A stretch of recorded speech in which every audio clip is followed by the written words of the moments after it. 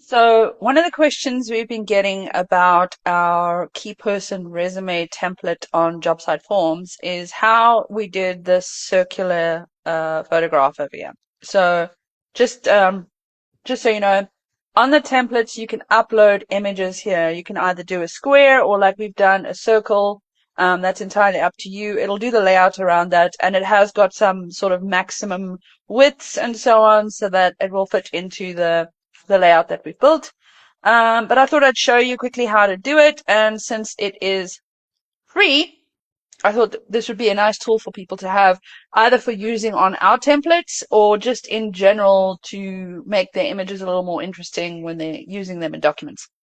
So I've got another profile picture over here, and I'm going to go to, this is a free program, by the way, called Gimp.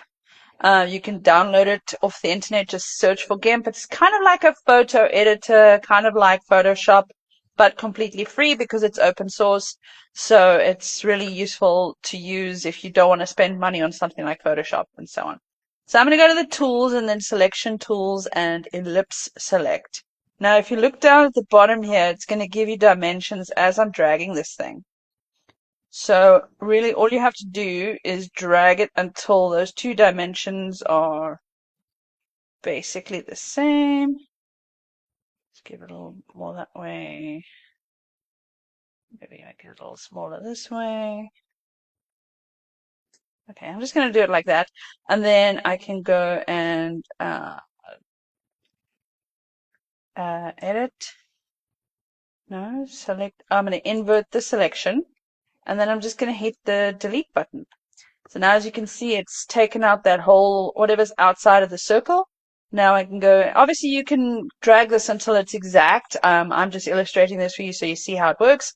And then you would go to, let's make it transparency. Alpha channel is just to add a transparent background. Now I'm going to go back to the tools and select fuzzy select, which will allow me to take out the background. Then I'm going to crop the image to the content.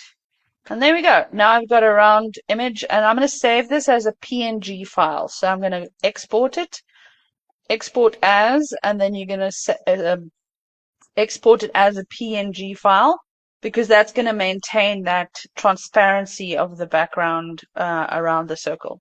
And that's it. That's how you make round images to use on job site forms templates or anywhere else you might need to use them.